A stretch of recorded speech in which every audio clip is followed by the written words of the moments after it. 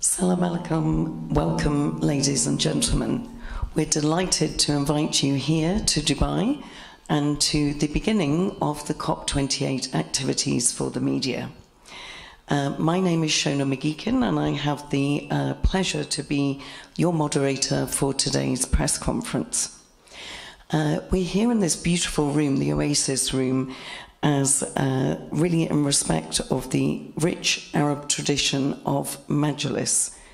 A Majlis, for those who maybe want to know more about it, is really to create an informal setting. It allows meaningful dialogue, and we hope today we can have very much a great discussion and foster understanding between everybody.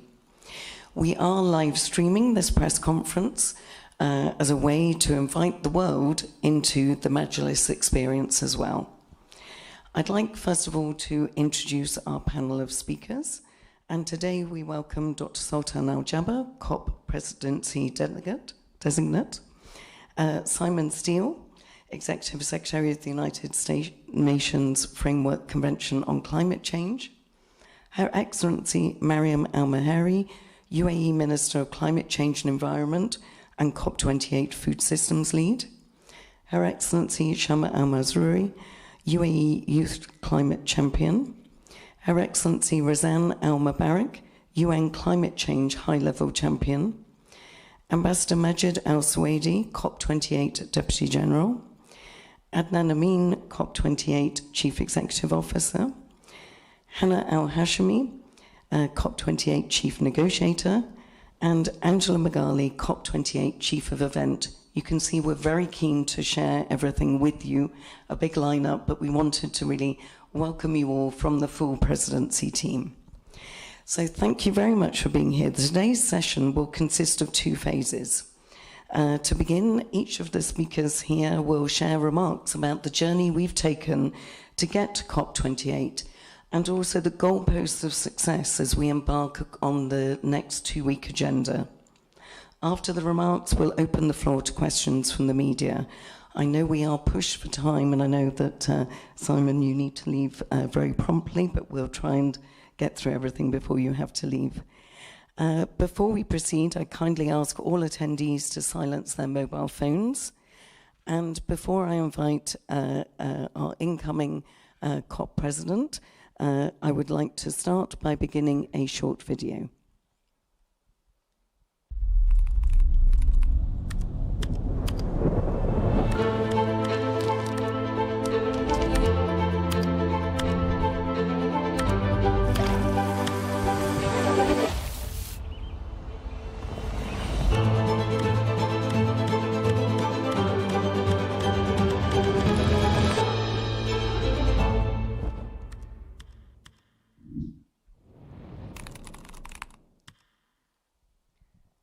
Dr. Sultan, the floor is yours. Thank you very much, Shana, and thank you all for being here, and good afternoon to everyone, those who are with us here in person and those who are kindly joining us online. We meet today one day out of COP28. We made sure we invite you all for this very important meeting to simply take you through our journey in the preparations that we have taken on very seriously, and to show you what we have done and what we have accomplished and how ready we are in the lead up to COP28. We all know that this COP is not an ordinary COP. We know that this COP comes at an inflection point of the world. In fact, it is our view and our belief that this is the most consequential COP after or since Paris. I think we can all agree that this year was going to be an interesting year, and I must say that you guys have made it even more interesting. I knew coming into this year, and by assuming the responsibility of being COP President Designate, that this year was going to be really an exciting year. But I must say, you guys and the engagements I've had throughout the year have made it even be more exciting. I thank you for that. I thank you for your engagements. And I thank you for being open and direct and helping us better shape our understanding and better defining what is really at stake in order for us to be able to come up with a solution that is meaningful, that is practical, and that is pragmatic, and a solution that will allow us to give the world a new, true understanding of what it's going to take to help address this global challenge. As you all know, we are getting ready to receive more than 165 heads of states and heads of governments. And we are very ready to host the representatives from across all sectors, industries, government, civil society, NGOs, indigenous peoples, young people. And I must say that we are very proud of the fact that we have been able to attract the attention required and to allow for this to become a true convening point for all powers from all over the world to come at the same time, at the same place, under one roof to address this one pressing issue. We're really proud of that achievement. So far, we have more than 97,000 registered delegates to the Blue Zone and over 400,000 registered visitors to the Green Zone. I can comfortably say that what we promised of this COP being the most inclusive is already happening. This is, in fact, supported and backed by numbers and figures, the most inclusive COP ever. And before I begin, allow me just to take advantage of this opportunity to really extend my sincere appreciation and gratitude for my colleagues and the whole team, and Simon in particular at the UNFCCC, for their hard work, for their commitment and dedication throughout the year and helping us get to this very solid ground that we all stand on today. I must also take advantage of the opportunity to thank the COP28 team, the UAE team, and all relevant stakeholders from within the country and beyond that have helped us better shape our strategy and our set of objectives to allow us to deliver an unprecedented COP this year.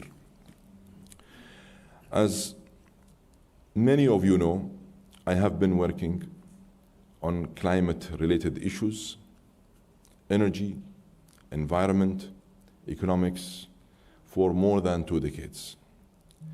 And that have helped the delivery of Masdar, and that have helped also in terms of positioning the UAE as the right place to become the permanent seat of the International Renewable Energy Agency.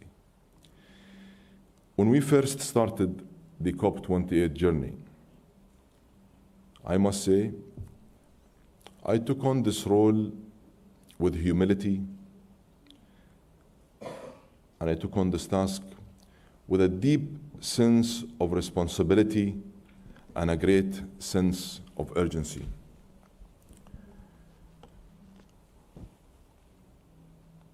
If you look around, you might ask yourself a question. A country that is only 52 years old.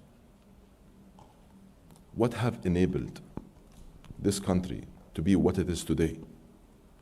With this superb, very advanced infrastructure, logistical hub, a technology hub, a beacon and a catalyst for hope in many areas and in many sectors, youth from all over the world like to make the UAE their home. The fact that we have embarked on an economic diversification strategy 20 years ago, which have enabled the UAE to become what it is today, from its independence from only one source of income to multiple sources of income, whereby today oil and gas only represents 29% of our revenue stream. That is a phenomenal achievement. But what have enabled us to do that? It is our very open environment. It is the mindset. It is our ability to extend our reach and our arms to everyone around the world. It is our ability to build bridges. It is the art of partnership that we have been able to master over the years. It is our commitment. It is the political will. It is the wisdom of our leadership. It is the determination of our people, as well as the determination of those who made the UAE be their home. That makes us be very confident that when it comes to our ability to acting as a true global citizen, attempting its best to try to address a global challenge, it gives us a lot of comfort only if we are able to build on our expertise, the accumulated knowledge over the past 50 years, the relationships we've built over the years, and the fact that we are a country that is very tolerant, a country that respects nature, and a country that acknowledges and instills the science in every step we take across any sector we have ever embarked on. This brings me to the IPCC. We very much acknowledge and recognize the great efforts of the IPCC. We respect the science, and we respect the outcomes of the most recent reports coming out of the IPCC. And we respect the fact that the IPCC clearly shows that the progress we've made collectively so far is nowhere near fast enough.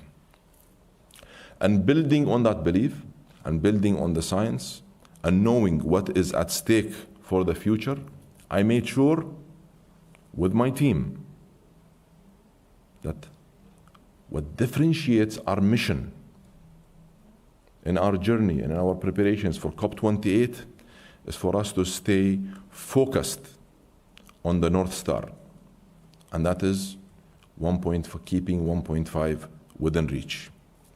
Very early on, I understood very much what we were up against,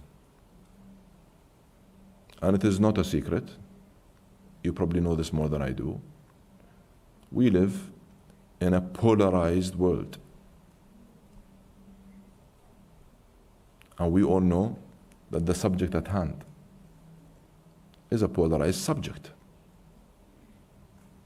This is what we have inherited as part of our preparations for COP28. That did not stop us. In fact, it made us be more determined, and it made us believe that the ingredients of success are actually within reach here in the UAE. Only if we were able to capitalize on our competitive advantages, our ability to convene, our ability to reach out and engage, and our ability to build bridges, and our ability to build partnerships and cooperate and collaborate. That's what gave us the confidence in our ability to be able not to only manage the process or kick the can. No, we decided that we will go head on, and that we will do whatever it takes, and we will be very honest, clear, clean, and transparent throughout the whole process. And I'm sure many of you have appreciated how open we have been throughout our engagement. I know that to even start addressing this challenge, I made sure that myself and my team, we build a robust team that brings all the necessary capabilities, expertise, all the ingredients required from policy, regulation, technology, finance, economics, energy, industry, ability to reach the indigenous peoples, engaging youth. We made sure that we set the structure of our team to be able to cater for all that are out there. And I believe we did a very good job in engaging in a very comprehensive manner throughout this past year and a half, where we embarked on a fact-finding mission with a comprehensive agenda by engaging everyone through this listening and engagement tour. In total, my team and myself, we have physically visited more than 55 nations, more than 55 countries across 6 continents. We met with thousands of people and stakeholders representing everyone, every corner of life. We did not leave any stone unturned because we were very determined that what we need to do is build on our accumulated experience, but also invest in going and up-learning through this, invest in our own learnings to ensure that we have not left any stone unturned. Within the first few months, I must say that we came back with many findings, and very important key takeaways. Allow me to just highlight a few. One is that we must, in most of my engagements, I came across one fact that clearly showed that there is a high-level expectation across the board, met with very low trust. And that presented a serious gap. So we decided that one of our main takeaways from our fact-finding mission is to help rebuild trust and confidence in the process, and that would be a critical factor for us. We needed to close the gap between ambition and action. While I have been, and I will continue to put pressure to raise ambition, but I don't want to sound in any way irrelevant or ridiculous. I want to equip my call to action for raising ambition with a practical solution, with a roadmap that is meaningful. Because it's easy for anyone just to go and raise ambition without knowing what it actually takes. We should have a clarity on every step of the way. Otherwise, how are we being honest here? How are we not misleading the world? This is not something we can sign up to here in the UAE. Our approach has been sincere and genuine from day one. And that is what you're going to experience throughout the next 2 weeks. One of the other takeaways is the fact that we don't understand why we continue to leave people outside of the room. Why isn't everyone invited? Why isn't everyone being given the opportunity to contribute? Why isn't everyone at the table? And perhaps most importantly, and to get real results, let's come to terms with some realities. We must raise the maximum ambition possible. But please, Let's be pragmatic, let's be practical, let's be action-oriented, and let's be honest about what it will really take to get the job done. And one other finding, which I'm sure you already know,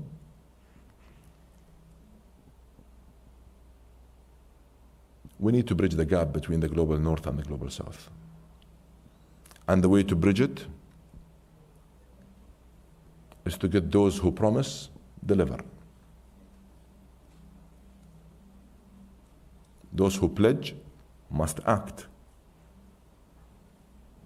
And those who promise that they will make best use of such resources must deliver the infrastructure needed, the policies required, the regulation, the capacity building, and the opportunity. So they all meet each other. Enough of divide and enough of finger pointing. And that is one other takeaway we took on board, is for us to help build this trust and this confidence through this process. Based on these insights and based on these findings, we came up with a comprehensive action agenda that first, it will help fast tracking the energy transition, an energy transition that is fair, just, orderly, and that leaves no one behind. Second, we must fix the climate finance challenge. We can't continue to keep talking about addressing the climate challenge without having a clear, robust, new finance framework that will help get things done. Third, we need to put nature, people, lives, and livelihoods at the heart of our climate action agenda. And we must underpin everything we do across our program with full inclusivity. We must incentivize, encourage, and motivate everyone to be part of the solution and to drive the solution, rather than sidelining them or leaving them behind or pointing fingers at them. And this means we must encourage and motivate the private sector, all businesses.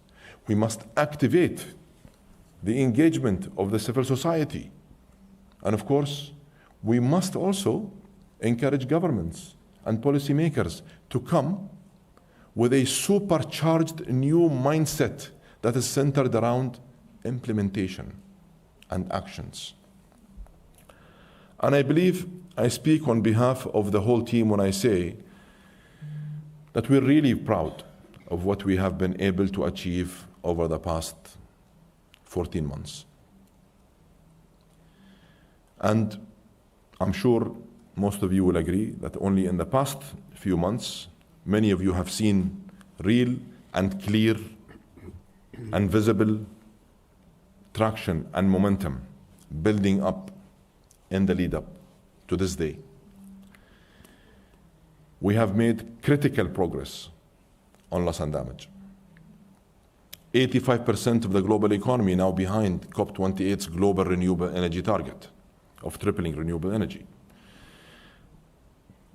And yes, for the first time ever, a significant number of oil and gas companies now aligned around net zero by 2050 targets and net zero 2030 methane emission targets. Again, for the first time. And remember,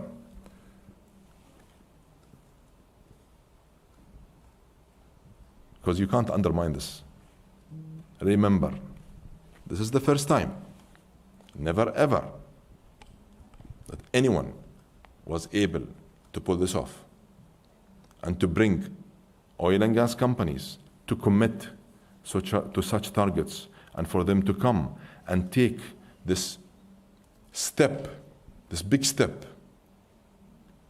and agreeing to commit and to be responsible and accountable towards these targets. We believe that this is a phenomenal, giant step In fact, it is a significant step in the right direction. Now, one might ask me, so I'll save you a question. Is that enough? Nothing is enough for me. We must and we can do more. I know that. We must and we can do more. All sectors must step up, must put all their plans on steroid. They should supercharge all their plans. But guess what? I repeat, for the first time ever, oil and gas are committing to such targets. First time they're taking responsibility and accountability. First time they're aligning. Never happened before. Another big step that gives me and the team the confidence and the traction in the lead up to COP28. The fact that the world's biggest economies, US and China, aligning now around climate action and methane reductions. This is not a small step, that's a big one. We know where the discussion was a few months ago. And I know where it is today. And you will see that being exemplified and clearly demonstrated by both countries throughout the next two weeks. This is real progress. And it all happened before we even started our engagement here. We will also have a series of firsts at COP28 that will define our inclusive approach, including the first climate health ministerial, the first faith pavilion, and the largest gathering of subnational actors at COP. We have 11 declarations and pledges gathering significant support. In fact, we are reaching very encouraging commitments. We're receiving very encouraging commitments from many around the world, including health, food, finance, and cooling. And I must say, I am very excited and very optimistic about what we have been able to deliver thus far and what we are about to really engage on and deliver over the next 2 weeks. Of course, we all know what makes also this COP different is the fact that we have been entrusted to conduct the first ever global stocktake. And that is the global report card and the framework for deciding our way forward. And that is going to be a key outcome for this COP. And I promise I am putting a lot of pressure on every single party and on every single stakeholders. What I want is the delivery of the highest ambition global stocktake decision. That's what I want to achieve. So those who are as genuine as I am, those who are as sincere as I am in helping address this challenge, help me deliver the most ambitious outcome for the GST. And that's why I'm sure you've heard and you'll continue to hear and you'll continue to see and witness yourself how I am pushing all parties to deliver against this ultimate goal. I am determined to do everything in my power to restore faith and confidence in multilateralism, and I will hold every country and every company and every stakeholder accountable for keeping 1.5 within reach. And let me just conclude by saying time has come for us to accept some realities, and time has come for us to come to terms with some facts, and time has come for us to unite and to act and to deliver against this global challenge. And you all know, no single presidency, no single country can do this on its own. I am calling on all parties and all stakeholders to work with us, to support us, and to engage openly in order for us to be able to deliver this unprecedented outcome that we all aim to achieve by the end of COP. I thank you, and allow me now to hand it over to Simon. Thank you very much, Dr. Sultan. I'd like to start by commending you and the whole of the UAE COP28 team for getting us to this point. The scale of this COP is impressive. We've heard the statistics is over 90,000 registrations to date, and that number continues to grow. The quality of this venue is second to none. But more importantly, the level of political engagement and the political and technical space that has been created to foster the level of dialogue and engagement at both a political and technical level is certainly impressive. And as you said in your opening, we are at an inflection point. We gather here in Dubai now for the start of COP28 at a time where we are headed for the hottest year ever in human history. We also enter this COP at a period where we know that progress is being made in the fight against climate change, but it's just not enough, and it is not fast enough. Right now, we're taking baby steps where we should be taking great leaps and great strides to get us to where we need to be.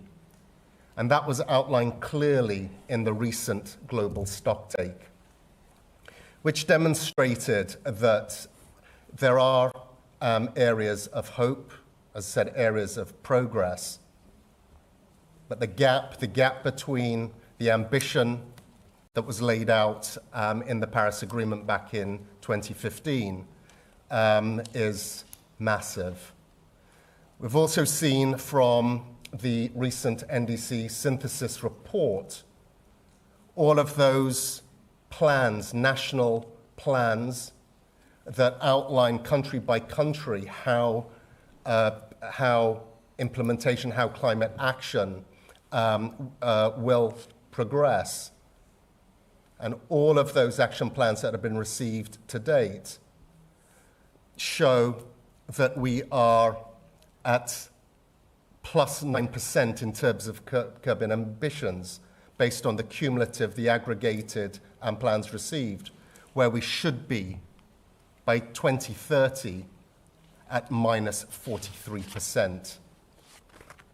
So that gap is significant. This COP, COP28, must be a turning point. And this is the opportunity that is being presented to us.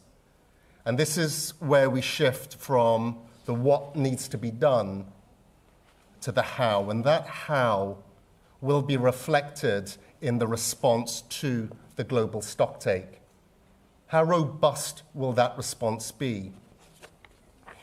The outcome of this 2-year cycle where inputs from 180 parties was received, all of the elements as to how we bridge these gaps, how we accelerate implementation are laid out.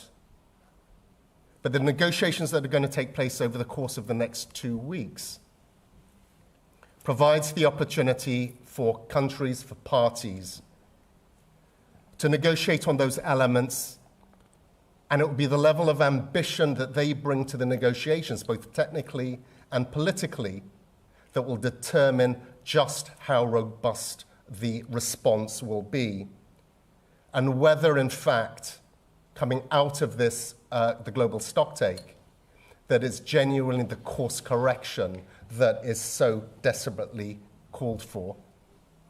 And coming out of this COP also has to be that solutions orientation that Dr. Sultan spoke of, speaking to the how do we achieve the goals that we need.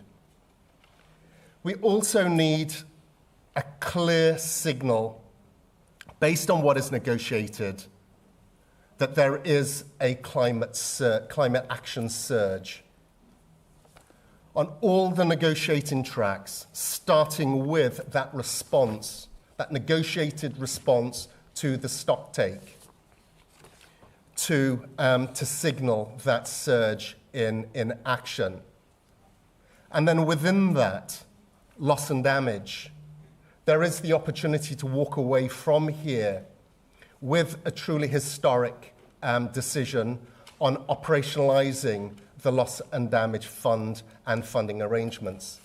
But not only on the technicalities of its operations, but also clear financial signals from donors as to the seeding, the capitalization of that fund. The work that came out of the transitional committees, the technical work that's been carried out over the course of this year, certainly gives me hope that parties can come round the table to discuss and agree on the most difficult of issues and actually reach agreement. And if we can carry through the spirit from the output of those technical sessions through the adoption of the loss and damage recommendations, and if that can be done early, that will send a powerful signal to all of the negotiating rooms where equally as constructive engagement is required and equally as ambitious decisions are sought. And whether that is across adaptation, where we know there is an adaptation deficit, the opportunity, and I'll continue to use the word opportunity that is being presented to all parties, the opportunity to come away from COP28 with the correct balance between adaptation and the actions that are required there, and mitigation, and to make significant progress there, are also presented. And of course, on finance, finance cuts across every single one of the negotiating tracks. Finance is the enabler for closing that implementation gap and increasing ambition. And clear signals, not only in terms of closing and the delivery of the 100 billion, but a significant replenishment of the GCF, the adaptation fund, will also be clear signals moving forward. And as we go into COP29 next year, which will be a finance COP, what that new finance goal that will propel us forward would look like. Coming out of this COP also should also be the launch of clear direction for the future of the process in terms of the successes of COPs 29 and 30. As I said, COP29 will be a finance COP, where the billions are supposed to transform to the trillions that are needed to fund climate action. And then on to COP30, where parties will be coming back with new and ambitious, more ambitious, nationally determined contributions, their climate action plans, to signal that parties are responding to the calls coming out of the GST. And the final message is that everyone, all parties, entire global population will benefit from the boldness of the decisions that are made here in Dubai over the course of the next 2 weeks. The 3.6 billion vulnerable people all around the world who are dependent on significant climate action. If we were to achieve all of the above, the lives, the livelihoods of the most vulnerable, a clear signal that there is protection and support there. Whether it's opportunities in terms of the green economy, jobs created, economic opportunities that are being presented, energy security for all, energy supply for all, and of course, a world that is less polluted to provide a healthy environment for all. All of this is within grasp, but subject to the decisions that are made here in Dubai on the 12th of December. So I am cautiously optimistic. What is on offer, the opportunities that are being presented are significant. This is the most significant COP since Paris.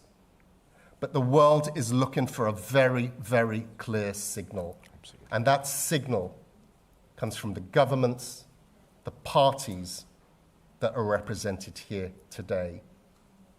The opportunity is there. I thank you. Thank you, Simon.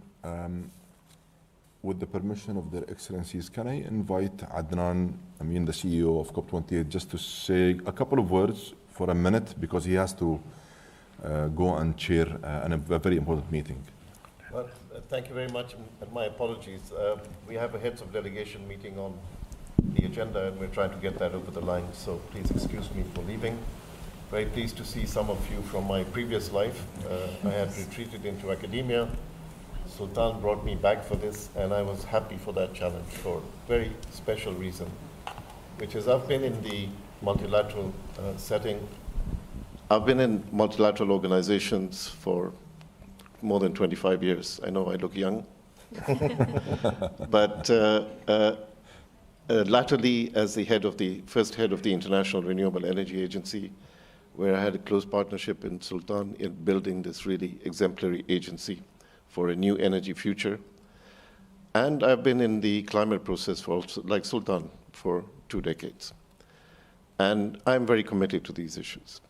And I saw the opportunity when Sultan called on me. I was sitting in the leafy confines of Cambridge, Massachusetts, with young people who thought I was brilliant. But he asked me, you leave all of that behind and come and help me, because I want to create the framework for an exceptional COP.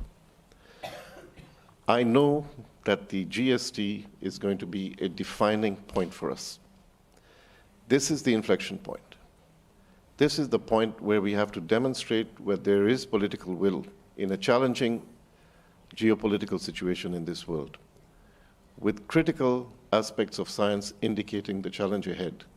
Can we step up and make the difference? This COP is the one, more than any other, which will determine if we can achieve the Paris targets, if we can get back on realignment.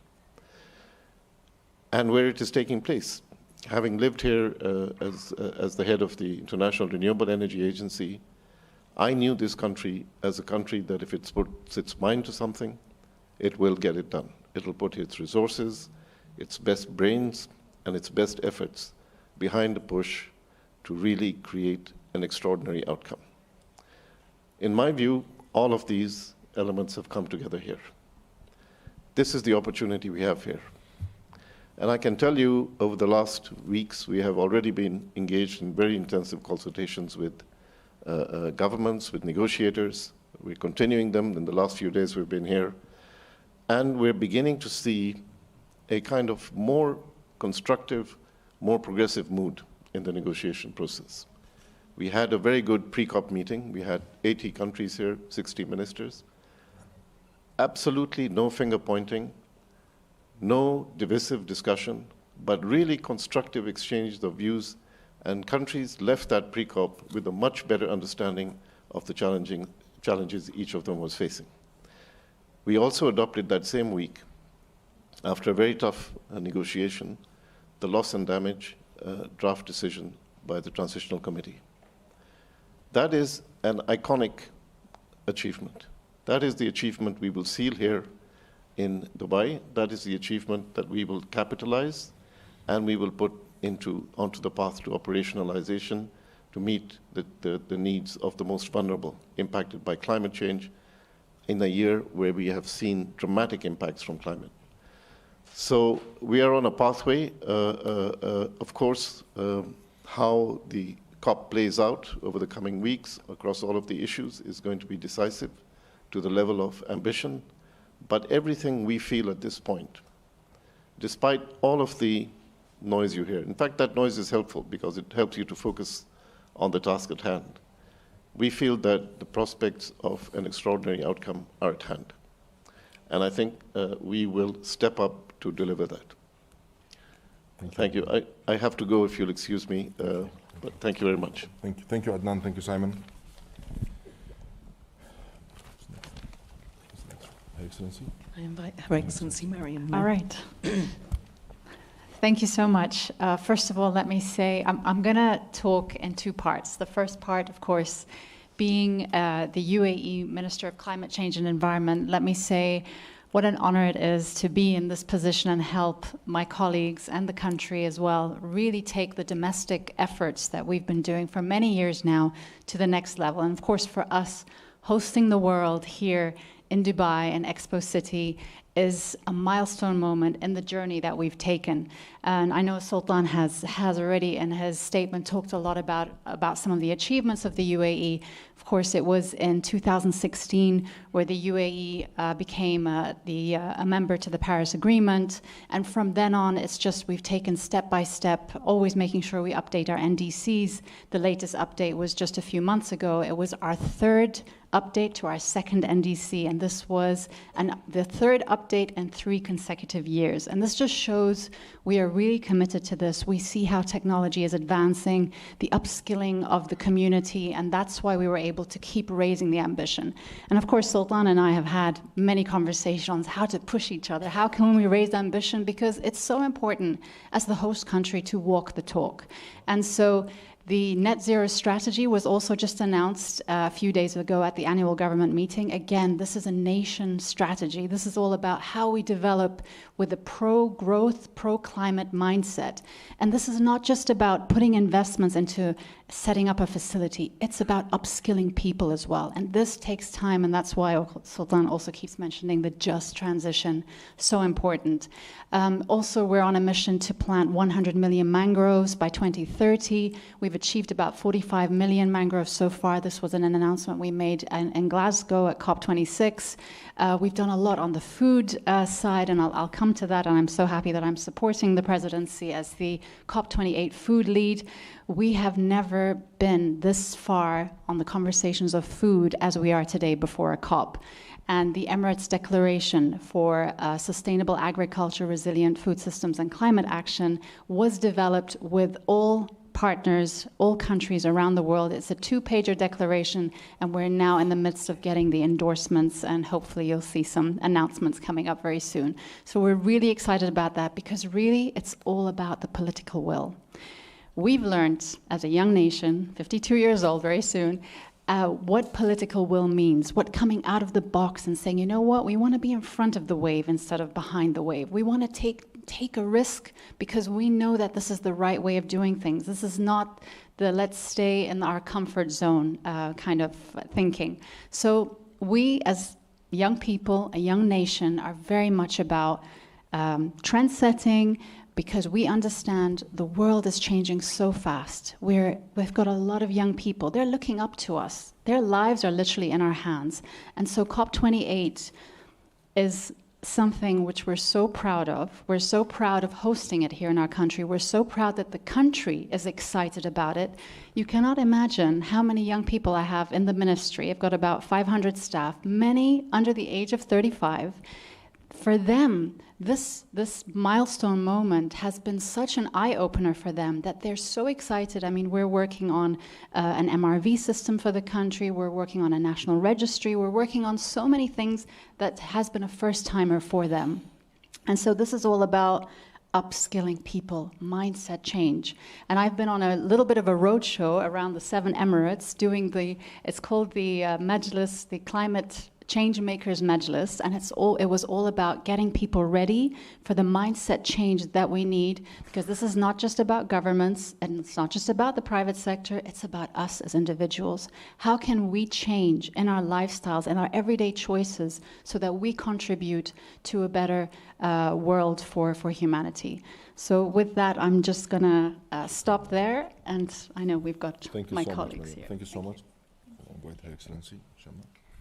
I love that when Her Excellency said youth, a lot of you smiled. So you all know that climate change extremely affects young people. It affects all of humanity, not half of it. And I don't know why youth have been excluded. First of all, they are the most passionate, most engaged, most educated generation ever. They outnumber every other age group in every other country. There's 1.8 billion people between the age of 15 to 35, 4.3 billion below the age of 35. Climate change is a complicated crisis that requires us to reimagine, rethink how we live, how we eat, how we work, how we consume, how we produce. And it needs innovation. It needs young people. Young people are powerful. They're entrepreneurs, they're students, they're leading green technology, and the list goes on. But this power has not been harnessed to its full potential. COP has happened 27 times. Yet, young people still face significant barriers and challenges. And let me start with 4 of them. 1, lack of access.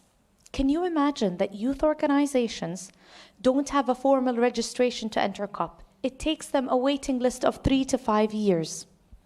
2, young people from SIDS and LDCs, small island developing states and least developing countries, and climate vulnerable communities are severely underrepresented. Over 70% of the organizations that come are from the USA and Europe. Second, lack of resources. Coming to COP costs over $4,500. How can majority of young people afford this? And 0.5% of global philanthropy goes to youth organizations, but 0 to the global south. 3, lack of engagement platforms. Young people don't have a platform to voice their concerns. There's no meaningful route where their voice can translate to policy making. But we have a platform for indigenous communities and local communities that was done, I think, in 2015. We have a platform in the UNFCCC for gender balance. Where is youth? 4th is the insufficient capacity building. In our consultations, so maybe, sorry, I just want to touch on, Dr. Sultan didn't speak about how we're not only inclusive in COP, the process up to COP 28 has been inclusive. So there was listening consultations with several countries on how to approach COP. We're trying to listen. So one of the major climate barriers to COP for young people was the lack of climate education. They say we come not knowing how the negotiations work, we're wandering around not knowing what to do or how to contribute meaningfully. So the lack of capacity building is critical. Now this is the reason the United Arab Emirates and the CPD decided to create a youth climate champion role, a role that is placed within the presidency team to 1, ensure meaningful participation and representation of young people in international climate decision making, 2, relay the voice of youth directly to the presidency, 3, mobilize substantive input and outcomes from COP. This is our ambition. When we came to deliver what will our strategy be, we did a full listening tour to young people in over 60 countries. And we created a strategy called PAVE. P for enhancing participation, A for amplifying action, V for amplifying voice, E for instilling education. Let me tell you how PAVE is now translated into action in COP28. Let me start with enhancing participation. We have created an international delegates program of over 100 young people fully funded. 74 of them come from SIDS and LDCs. Majority, some of them are people of disabilities. The list goes on in inclusivity. But these 100 young youth delegates have been trained by Harvard and the UNFCCC. They have been involved in all consultations, not just in COP28, but pre-COP. They were funded to even attend Africa Climate Week, Latin America Climate Week. We flew them to Panama. They were fully involved in direct dialogue with negotiators. 2, we've offered accommodation and visas for over 400 young people. The list goes on. That's in P for PAVE. Let me talk about A for action. 1 on action, we've clearly communicated the importance of having opportunities, and we've gathered the resources to have opportunities and programming for young people at COP. We have 3 pavilions for youth: a youth pavilion, and a youth climate champion pavilion, and a youth and children pavilion. 2, we don't have a youth day solely at COP. We have youth injected throughout all of the thematics on new topics like even mental health, youth, peace and security. We have been able, if you were here a few days ago, we just finished the Conference of Youth, which you all know. And it is the final kind of Conference of Youth where youth come with a global youth statement. Unprecedented number of regional and local Conference of Youth has happened before this conference that happened 2 days ago in Dubai in Expo. 105 countries were able to host regional conferences of youth and local. And the input was from 750,000 young people. By the way, all of them were not funded. This is full volunteers. Yep. This Global Youth Statement was presented at, Mr. Adnan Amin was talking about the pre-COP. It was presented to member states at the pre-COP. Let me go to V, relaying the voice of youth. With the global stocktake, we have a youth stocktake. We were able to create a report in partnership with Youngo on where are the gaps of youth inclusion, because you might also know part of the UAE's DNA is not just to create something that's one-off, but to create a legacy piece. We want youth empowerment, not just for youth for COP28, but forever. And creating something sustainable is critical. We were able to also ensure that we create other reports where the voice of youth was included. But I want to say something. It's not about getting youth to COP28 only and the 2 weeks. We involved young people in 12 consultations up to COP28 in SB in Bonn, the Petersburg Dialogue, and the list goes on. They were funded and trained. Yeah. Let me go to E, education. Very critical. What have we done? We've partnered with Harvard and the UNFCCC to create capacity building and videos and information, not just on COP, on mitigation, on loss and damage, on pre-COP and post-COP, how can youth be involved, on Article 6, on negotiations, technicalities exactly, to ensure that when young people come and they're part of negotiations or they're part of dialogues or the forums that we have on all thematic days, they are on equal level with decision makers. We have in our pavilion, by the way, a live capacity building for the youth negotiators. Forgot to mention, because our Youth International Delegates Program, the 100 youth, are so superb, a third of them got chosen to be part of their country delegations. And that makes us so proud that the UAE can enable and empower young people from Guam, from Sierra Leone, from places you have never heard of. And their voice has never ever reached COP. Also part of the COP presidency's legacy in education is, of course, you might know, the Green Skills Platform and the Green Skills Partnership, which empowers educators in the Global South for a legacy piece in part of education. I can talk more about a lot of programs, but I don't want to take a lot of your time. But I just want to say one thing. This COP has been a turnaround COP for youth inclusion. And we hope it's a turnaround for future youth. And the UAE is proud that it has fully funded as well the Youth Climate Champion for the next 3 years. This shows you the commitment. And this shows you the dedication that we want, because young people don't bring the business as usual. And narrowing our collective gaze and really not including everyone on the table will not let us achieve the ambition that Dr. Sultan was talking about. So thank you very much. Thank you. Thank you so much, Your Excellency. High-level champion, Razan Mbarak.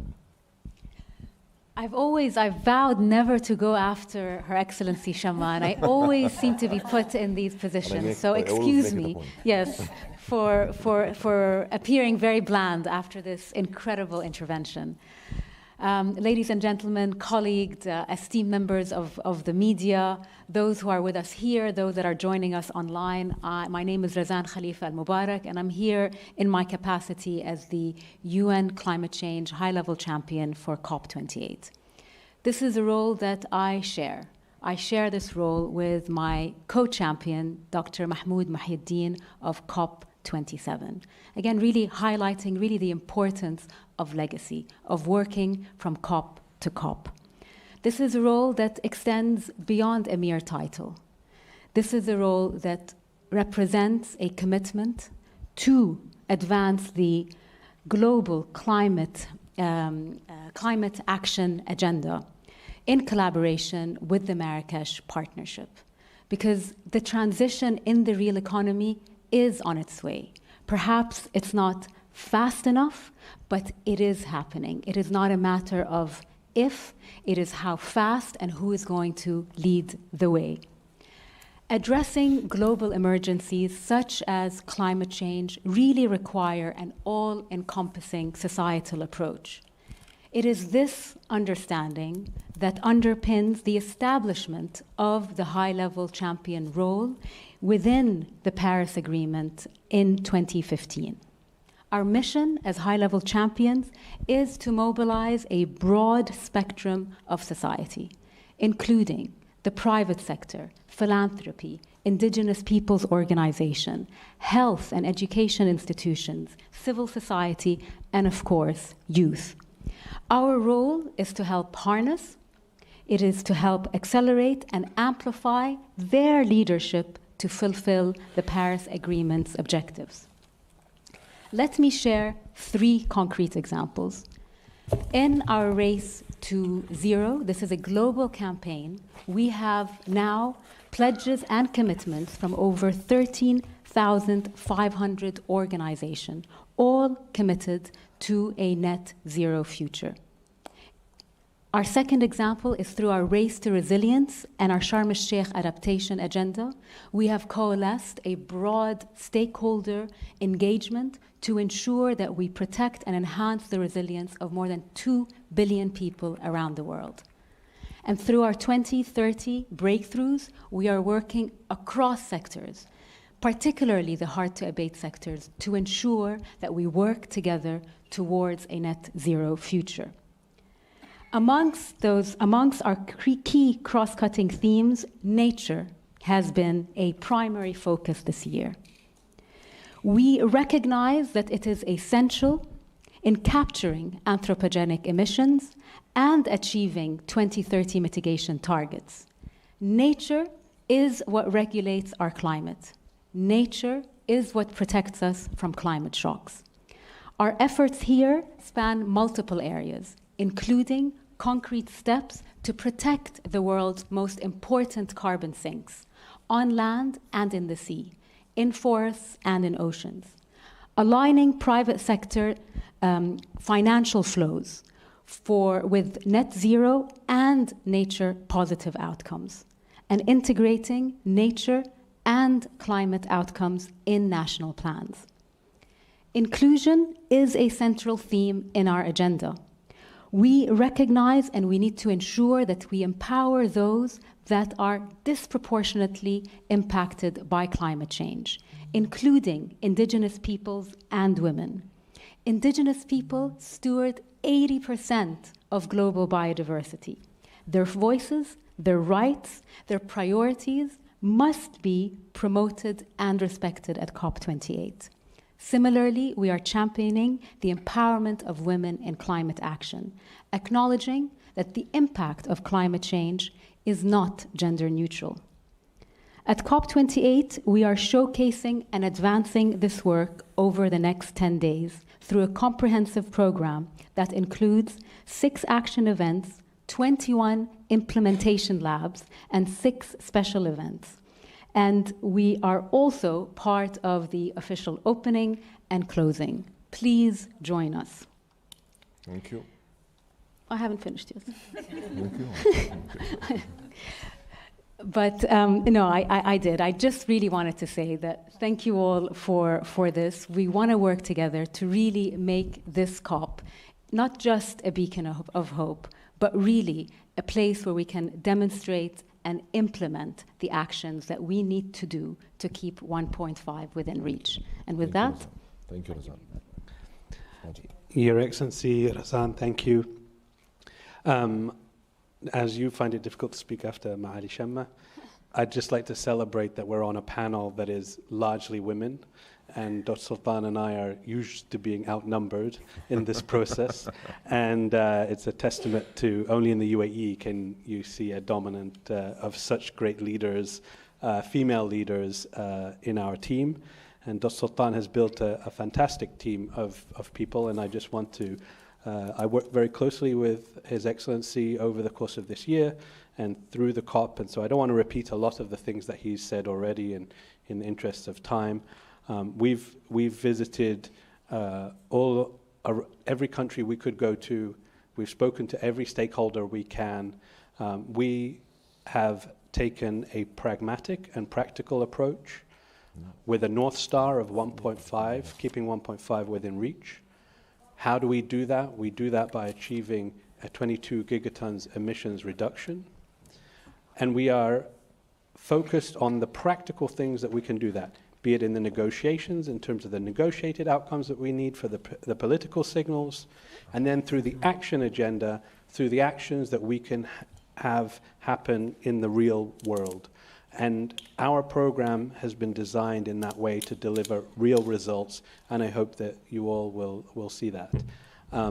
We have a great team made up of young people, of fantastic female leaders and others from all over the world, and I think that we're going to deliver the most successful COP to date. Many of you know me already from the weekly briefings we have, and I look forward to engaging with you as we go forward. And I thank you all for giving me the chance to speak. Thank you. Angela? Hannah, will you go first? Go ahead.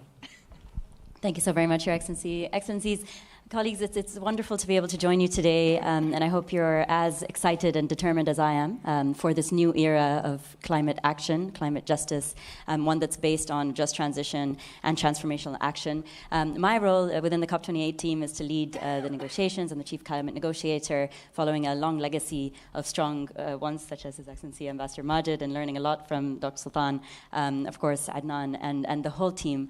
I have learned a great deal from my team of negotiators, which has grown from 3 to 30 in the last year and a half. These are engineers, lawyers, civil servants, all trained purely in multilateral facilitation, which is my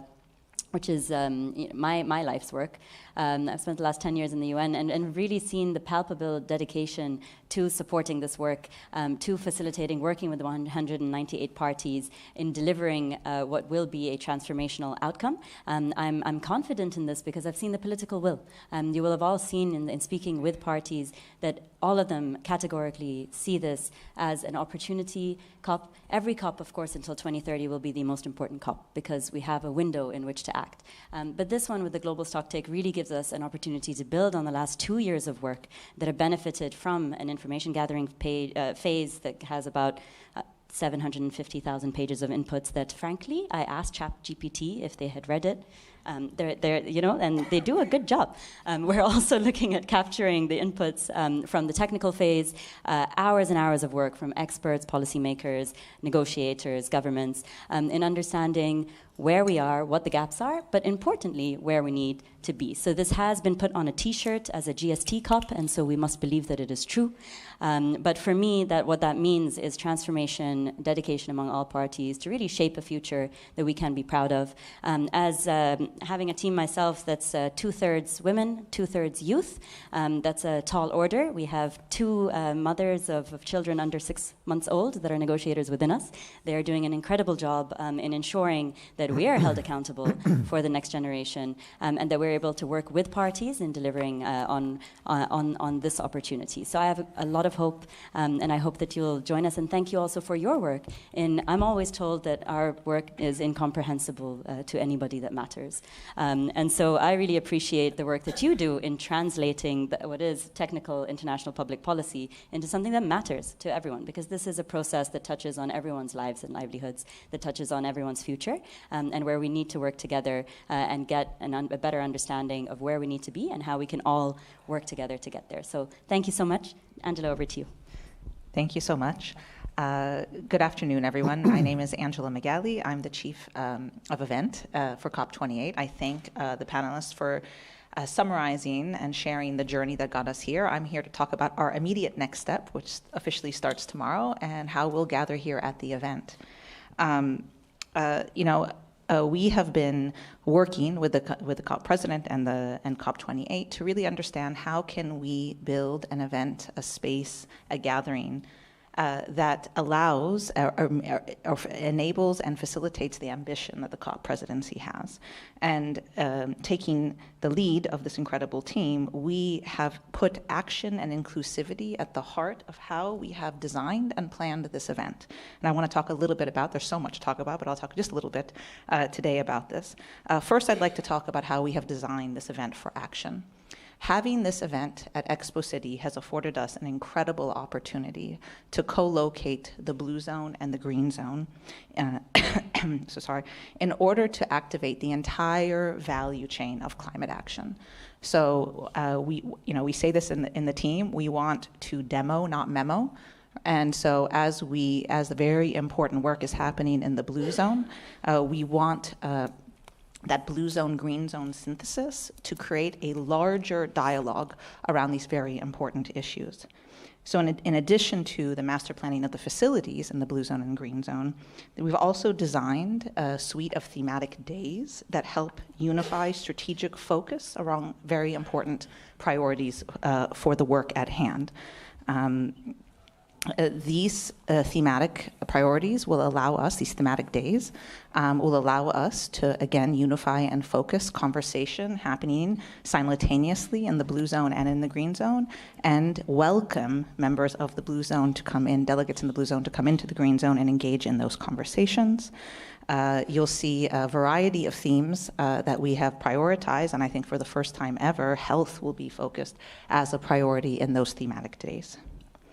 The programs are also designed to meet a variety of needs. As we said, we want to welcome the world to COP28. And so, of course, we will have programs across the blue zone and the green zone that very much are about accelerating climate solutions. It's about co-creating solutions. But for those in the green zone that are climate curious or maybe new to COP, we also have a program that inspires, that informs, that connects all different, the full group of participants. In the blue zone, we have, as Dr. Sloan alluded to, over 220 pavilions. That includes more than 110 participating countries in creating their own platforms, sharing their own solutions, and having their own conversations. In the green zone, we have 7 thematic hubs. These include Decarbonization Hub, the Knowledge Hub, Climate Finance Hub, Technology and Innovation Hub, the Youth Hub. We have a startup village that has over 100 tech startups in climate. And then we have the Greening Education Hub. And so these hubs in the green zone will themselves be platforms in which this suite of programs will be put on. In addition to this being designed to be a COP of action, it's also a COP of inclusion. Dr. Sultan he took the thunder from the ops team and talked about the registration numbers. We do have more than 97,000 registrants in the blue zone, which I do believe is the most registrants in any blue zone. And in the green zone, we have over 400,000 day pass registrants already registered, and we know that number is going to grow. We have over 180 heads of state and heads of government that will be participating in this COP. And in the blue zone, for the first time, as Dr. Sloan said, we will have a faith pavilion, but in addition to those pavilions, that faith pavilion, there are also pavilions on women and gender, on children and youth, and on indigenous people. So again, making sure that at the heart of the conversations we are having, that there's a fully inclusive conversation.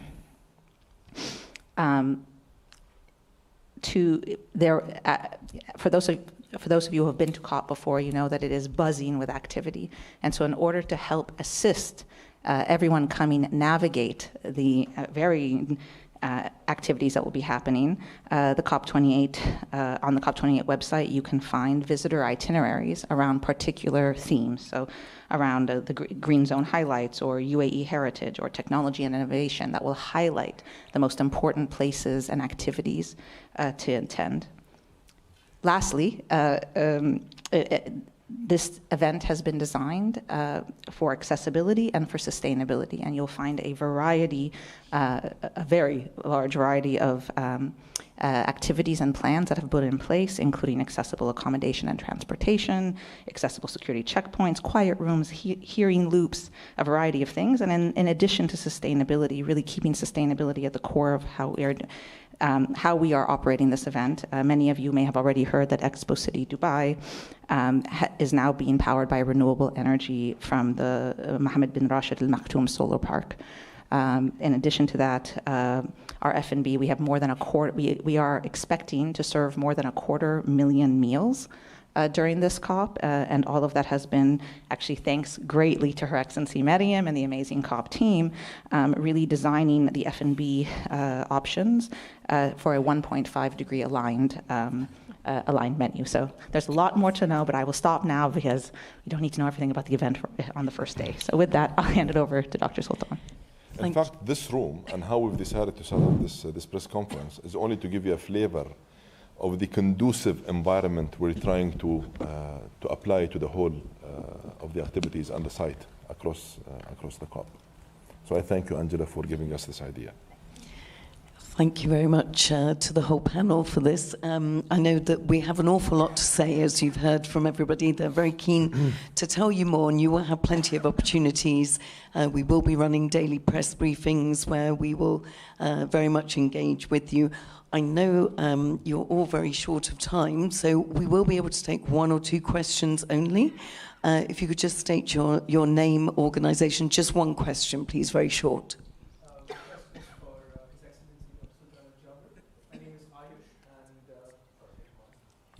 My name is Ayush, and I'm from Al Arabiya English, and a UAE resident of 24 years. My question for you, Dr. Sultan, is you mentioned how oil and gas aligned for the first time around methane and gas targets. That's great news, but who will hold them accountable post-COP28? That's a very good question, and I think I'm not at liberty at this point to answer that. Wait a couple more days, and you will see the answer. Okay, I think we'll take one question here, the lady here. Thank you so much. Palita Clark, Financial Times. Dr. Sultan, thank you for the very comprehensive briefing and very interesting briefing on the event. Given that this is, I think, your first public appearance since reports last week emerged about the UAE planning to use COP28 discussions with foreign governments to strike oil and gas deals. I wonder if you could take advantage of this briefing to explain to us exactly what did happen, whether that occurred, and whether you personally might have been involved in them. Okay, knowing that we are only one day out, I wasn't really planning on answering such a question. But you know what? I will answer it. And please, hear me out. I'll be very clear, crystal clear, for you, for everyone in the room, and for those who are online. These allegations are false, not true, incorrect, and not accurate. And it's an attempt to undermine the work of the COP28 presidency. Let me ask you a question. Do you think the UAE or myself will need the COP or the COP presidency to go and establish business deals or commercial relationships? This country over the past 50 years have been built around its ability to build bridges and to create relationships and partnerships. No one in this world has been able to master the ability to create win-win relationships and fruitful and productive partnerships like this small country and this young nation. I promise you, never ever did I see these talking points that they refer to, or that I ever even used such talking points in my discussions. One other point. Every meeting I have conducted with every government or any other stakeholder has always been centered around one thing and one thing only, and that is my COP28 agenda and how we can collectively, for the first time ever, adopt a mindset that is centered around implementation and action to keep 1.5 within reach. Now, sometimes I am told you need to engage with governments and with oil and gas companies to put pressure. And sometimes I'm told you can't do that. So we're damned if we do, we're damned if we don't. So please, for once, respect who we are, respect what we have achieved over the years, and respect the fact that we have been clear, open, and clean, and honest, and transparent on how we're going to conduct this COP process. Thank you. Thank you very much. I think we're going to have to leave it there because I know that you've all got other engagements. Thank you so much for joining us today. This is just the start. We will be holding, as I say, daily press briefings, and we really thank you for joining us here today and look forward. I must say, thank you very much for this question. I feel much better. Thank you. We look forward to seeing you in the blue and green zones over the next 2 weeks. Thank you very much.